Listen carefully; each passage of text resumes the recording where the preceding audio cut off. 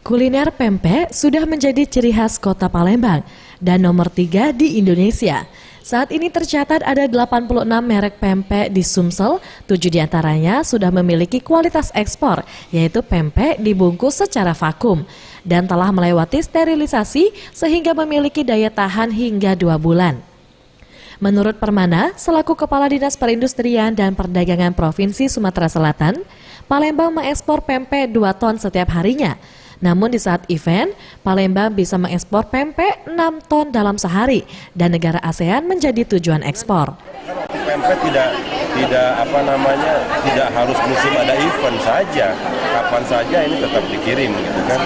Rata-rata sehari ya kurang lebih kalau hari-hari biasa 1 ton 2 ton. Tapi kalau ada event besar, festival Sriwijaya kayak kemarin SEA Games, apalagi sekarang ini bisa sampai 6 ton per hari itu. Selain kuliner, Sumsel juga akan fokus membentuk sentra industri busana muslim. Sebab industri busana muslim di Sumsel masih dilakukan secara parsial, sehingga persaingan masih secara individu. Diharapkan pembangunan sentra industri bisa terwujud sebelum Asian Games 2018. Mega Dwi Handayani, Sriwijaya TV.